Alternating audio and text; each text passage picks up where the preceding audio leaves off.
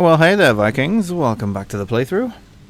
In today's episode, I'm going to start out by having a quick look at our chicken coop. I'm going to change it ever so slightly, because I don't think I've given the chicken enough room in there to lay any more eggs. And one other thing as well is you notice I haven't given either the boar here or the wolves any more food.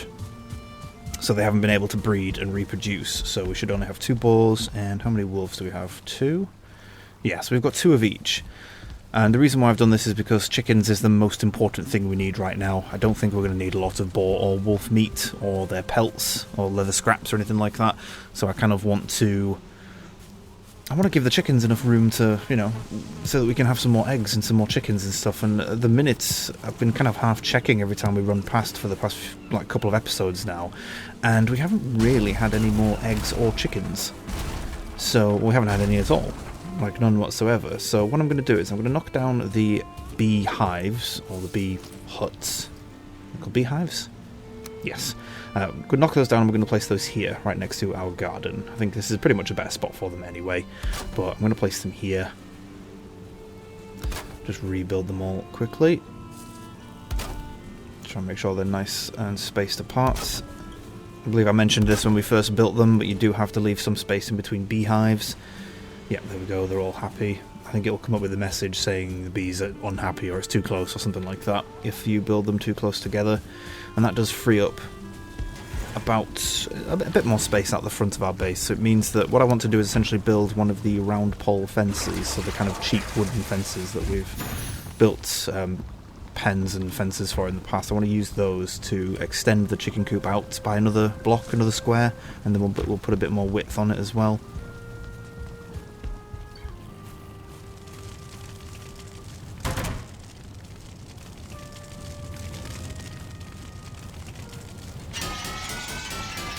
In all honesty, the chicken coop is probably something I'm going to have to put some actual research into to make sure I'm doing it right. Because at the minute, I think it's, what is it? It's 2x2. I think when I first built it, I said it was 1x2. It's actually 2x2, so it's 2 blocks wide and 2 blocks deep. If that makes sense, or 2 blocks long. So it's basically a square of 4, and it's got a door and it's got a roof and stuff like that. But maybe the fact that the chickens don't have an outdoor area is maybe that's the reason why we're not getting any luck with eggs and more chickens. So yeah, I'm going to build some of these round pole fences. I'm going to build them out. Is that going to be a bit too long? Yeah, I think that's a bit too far. I think we'll do 1. Basically just adding an extra block on, but we are going to build it a bit wider, so we're probably going to just build this extra bit here. Might have to change the angle slightly to get it to hit the wall. Yep, there we are. Yep, there we go. And then we can knock the door and those 2 wall sections down, and that should hopefully give the chickens some more room, and hopefully this means we'll start getting some eggs and some more hens. So yeah, this poor hen hasn't really done much. I'm guessing well, she still loves me, so at least we've got that going for us. We have also picked up the seeds, so we need to drop those back on the floor. Probably do that from out here. I don't want them to be too close to the edge. Maybe I'm using the wrong type of seeds, because I'm pretty sure the last time we picked up seeds we had 83 of them, and it doesn't look like they've changed. So maybe I'm using the wrong type. One other thing I'm going to do as well is I'm going to use the cultivator to put some grass down. Maybe grass is another thing that's important for them. So with all of this that I'm doing now, don't take any of it as something that's definitely going to work. I am experimenting currently. I haven't done the research, or I haven't put the time in to do the research to work out how chicken coops actually work. So just so you're all aware, that don't take what I'm doing now as being, oh, this will definitely work and help with the chickens. I haven't actually looked it up yet. I'm one of those that I don't really like looking it up, if that makes sense. I'd rather just kind of work it out for myself, but I also know that with the playthrough I don't want to spend too much time kind of messing around with this stuff, so we're just going to try this. We'll leave it for a couple of episodes, a couple of days in game, and see what happens.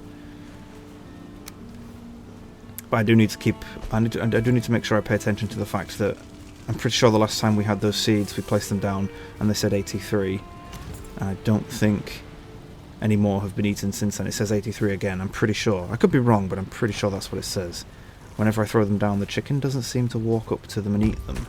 So maybe tree seeds don't work. Now, there was a comment left by a viewer a few episodes back that did mention something about chickens. I'll have to go back and double check that. I'm pretty sure they said seeds, but I think they said like fruits or vegetable seeds. So that might be the reason why it's not working for us, which is a bit disappointing, but it wouldn't be that difficult for us to grow some seeds.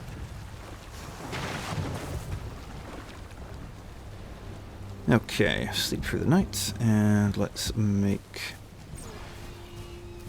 It's day 156. How are the boar doing? Boar are fine. We do need some more wood, and I can hear something out there. What is that? Oh, it's a brute fighting a skeleton. And it looks like there's a greyling as well. There's a couple of skeletons. Go away. Bloody noisy neighbours. They always have to show up and start fighting each other right outside my fence. Kind of sounds like my situation in real life, really. Right.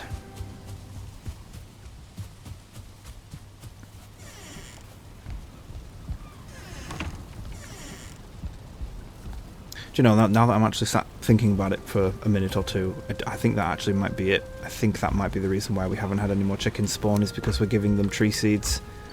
I don't think tree seeds work. I don't know, I've got the idea in my head now. Tell you what, we'll continue with what we're doing now. We'll leave the tree seeds in there. Because there's, again, my brain is 50-50 as to whether or not we had 84 or 83 seeds last time we picked them up, so we're going to leave it as it is for now. We're going to give it a few more days in-game, see what happens. Maybe it's just something that takes time. Maybe this new outdoor and grass area will actually help. We'll just leave it and see what happens, and then if not, we'll revisit the chicken coop in kind of 3 or 4 episodes' time.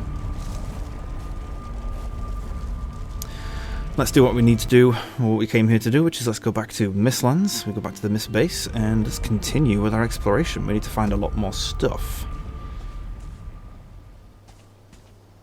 So last time we were here, we'd finished building the wall. We had built our sap extractor and gathered our first 10 sap, which should be in this third chest here. Yep, there we go.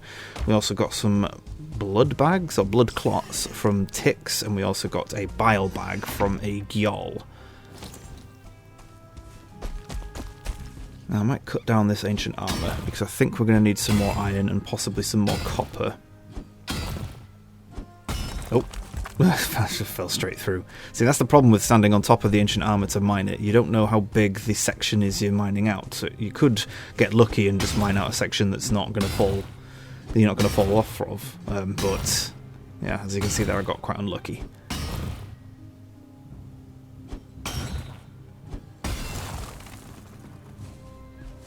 Let's hope this one actually falls down rather than the last one that didn't. As you can see with this ancient armor as well, some of it can be quite steep, so trying to climb up it is not easy. It might just be a case of we have to build like some wooden stairs or a couple of platforms or something to stand on whilst we mine out the rest of it. It's a bit of a time-consuming job, but again, this is a heck of a lot quicker than having to go and find copper and iron and sailing it back over.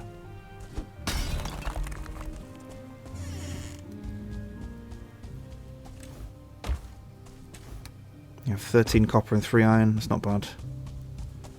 Copper's good. I know we need copper for, I believe it's the forge. I think that's one of the main reasons why they did this, you know. Although we are going to have to find some tin, because I know there's a few cooking stations. I think the main like cooking pots, like the cauldron that we use to cook food in, I believe that needs tin to make.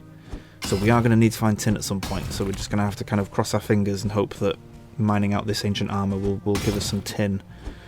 I don't think it will, to be honest, but fingers crossed indeed. We'll hope for some good fortune. If not, we can always just go back to the nearest Black Forest biome and search up and down the coast for some tin nodes, which shouldn't be too difficult to find.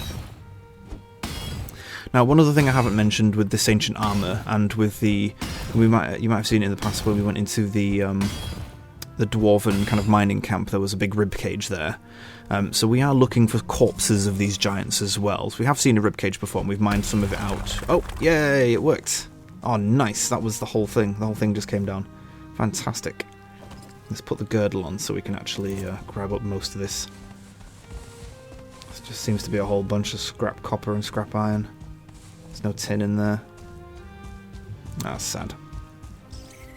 But yeah, so with the ancient armor and with the ancient corpses that we found, so the big giant rib cage that we were mining out to get the black marble from, we are looking for corpses, and more specifically, we're looking for heads. We basically want a giant head or skull that should be nearby some ancient armor, because that has another item that we need to gather quite a lot of. We have already found some of it in, I believe it's the middle chest in the 3 that we have behind us. There is something called, it's that yellowish orange item in the middle on the bottom row. I'm trying to remember what it's called. I think it's flesh or something. What was it called? We're going to have to... We'll try and hunt some down in today's episode, and if we do find it, then I can go through it in a bit more detail. Soft tissue, that's what it's called. I just highlighted it there. It's called soft tissue. That's basically what we're looking for, and you can find that inside the skulls of the giant corpses.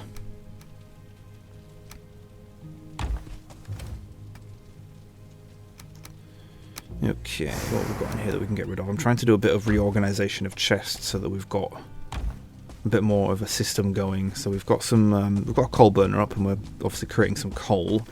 I wanted to put all the metal scraps and bars and stuff in that far left chest, just so that we knew where it was. So this is the giant ribcage I was talking about. Petrified bone, it's called, and if we mine that, we get black marble. We actually do want a fair bit of this. We're going to need quite a lot, actually, because we're going to be building buildings with it.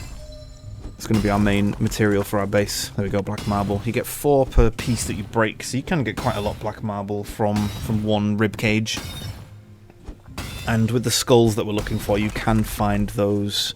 You can obviously mine the petrified bone from those skulls to get some more. And we are going to need quite a lot of it, I will be honest. But most importantly, we want to find one of those skulls.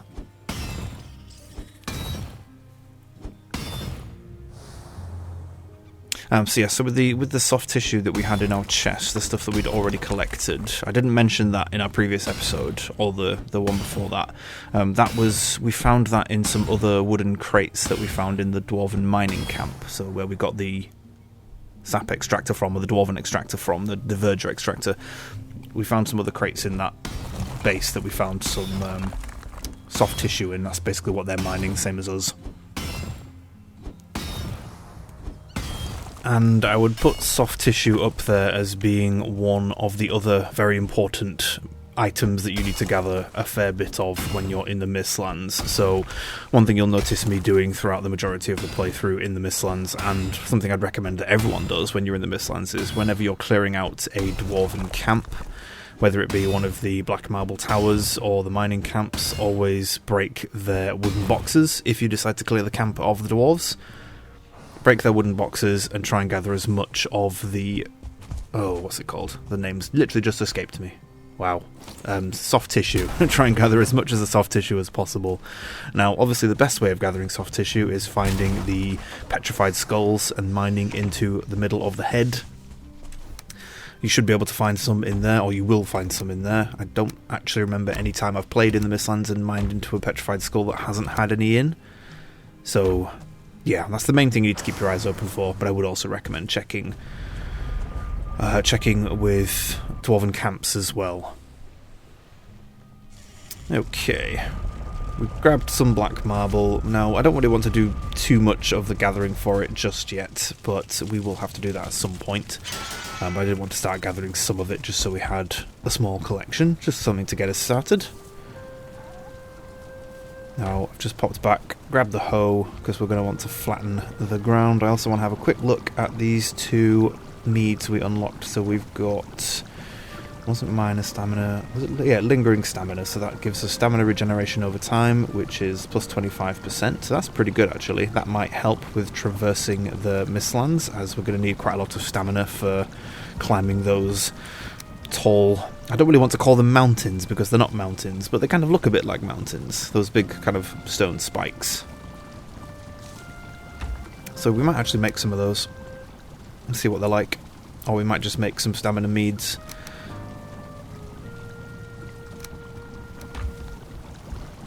I think the tasty one might be pretty good, although I'm not sure how the tasty mead works.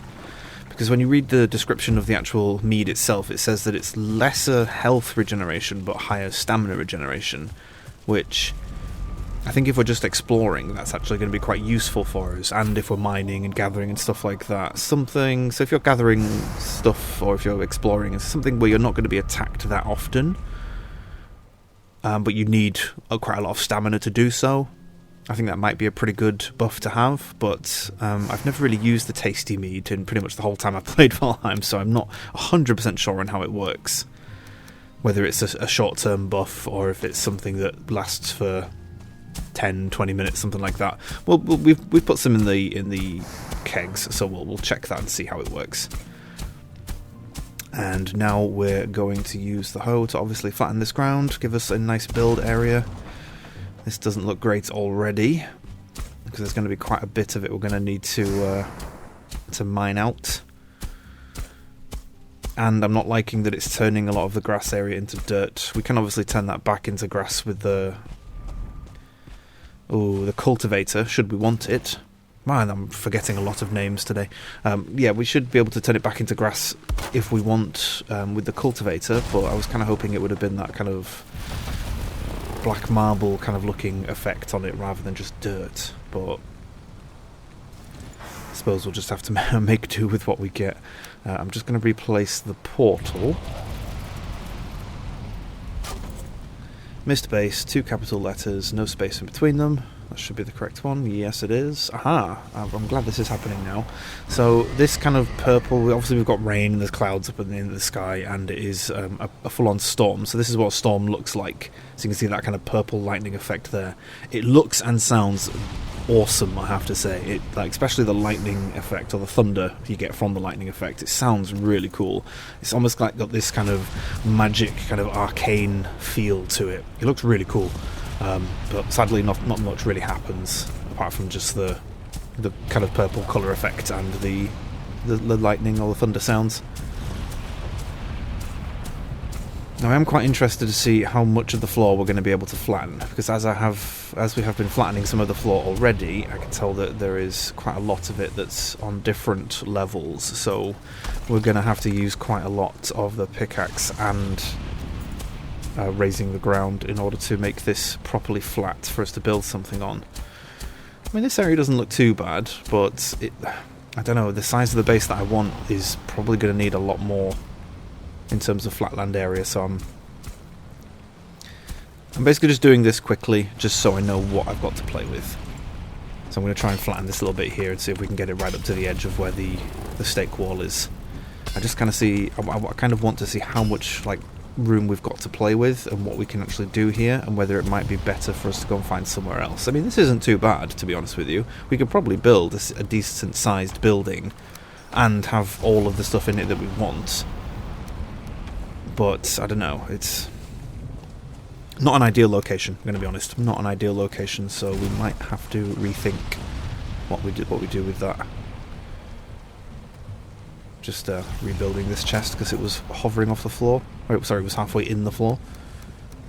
That's the other problem when you decide to flatten ground with items and tables and stuff built, is that some of them can end up disappearing into the ground or end up floating about an inch off the ground, which is never good.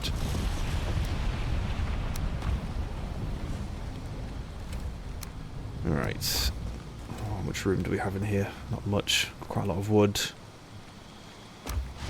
We're going to need bigger chests. We're definitely going to need bigger chests. And we've got 10 iron bars, so we could potentially... Oh, actually, no, we don't. We don't have 10 iron bars. We have...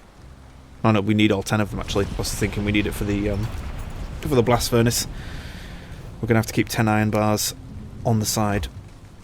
So we need to find some more iron and start smelting it down. I think that's the reason why we built this in the first place. We built this charcoal kiln to get some charcoal so that we could smelt this iron. We've got 17 scrap iron, which is good.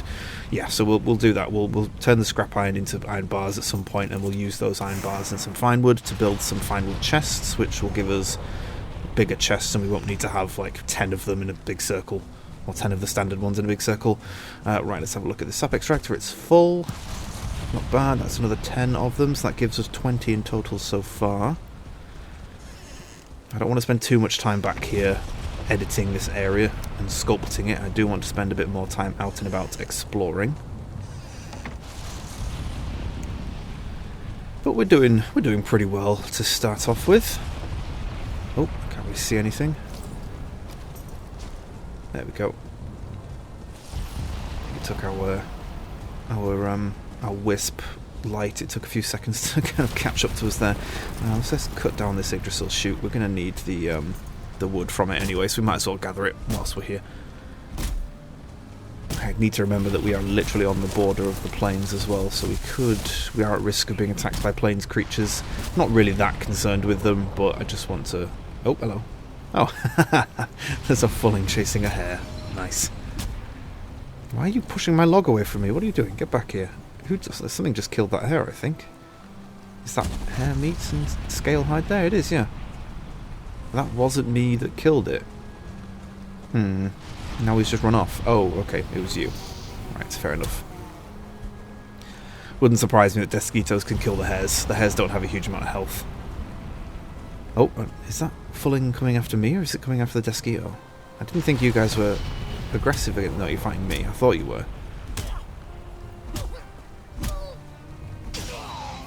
Damn, Black Metal Axe did quite a bit of damage there. I'm quite impressed. But it's, yeah, okay, the weapon swing isn't high enough to hit the Desquito, so let's just grab our porcupine. There we go. Get rid of you. Please leave us alone. We are trying to gather. We're not looking for a fight.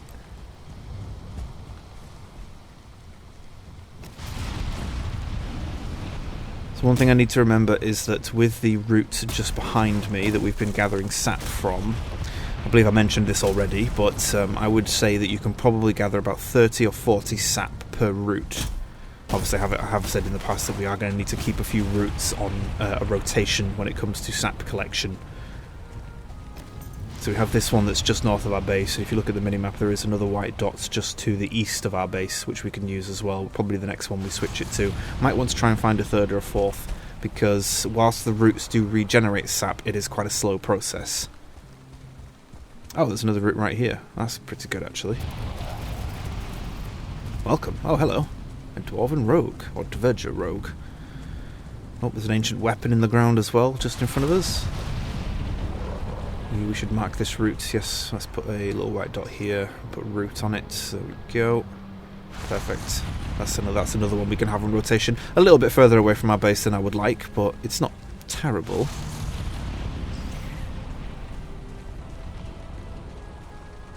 Oh, I don't know, you know. I'm actually quite liking the look of this area. It's nice and flat. It seems to be quite large. There's a few stone blocks and plinths like this one next to me that we can mine out. But there's an ancient route that we've got that's right next to it. Some ancient weapons. An Yggdrasil route. Are they called ancient routes? Oh, there's some... Oh, there's a tick. Ugh. There's another ancient armor piece there as well. We can get some more iron and copper from. Oh, tick, get off me. There we go. As you can see there, dodge rolling gets rid of them. It just knocks them off so you can actually hit them. There's a second ancient route. I'm pretty sure this one right here next to us. Or is this one? No, that's one we've marked, sorry. Ah, there's one right in front of us. Amazing. So this is another route. That's perfect. Right, let's mark that. Oh, well met. Who's that? Oh, yes. Okay, so this is one of the petrified skulls, and this is Hugin. Crah! Pick their bones and break their domes. I certainly will. We need to get some of the soft tissue from this guy. So these, oh god, there's even more of them. We managed to bat him away because we blocked its attack. So with the ticks, you can actually block their first hit when they jump onto you, and it will knock them off you as well. Just as a reminder, just as a heads up to make life fighting them a bit easier. but dodge rolling is the most efficient way to get rid of them. And this is the petrified bone skull that I was talking about, these giant skulls. So if we, at the minute I'm just mining out his cheekbone because it's massive, but I also want some black marble. But we will mine into the actual skull part at the top and get some of the soft tissue, because that's where the tissue is located. And to be fair, we're getting close to the end of this episode, so I'll probably finish mining out the soft tissue from this guy, and then we'll call the episode after that. But yeah, I'm really liking the look of this area. It's nice and flat. It seems to be quite a large flat area as well. We're going to have to put some wisp torches down to get a full view of it, but it looks really suitable. If anything, it looks more suitable than the place we currently have.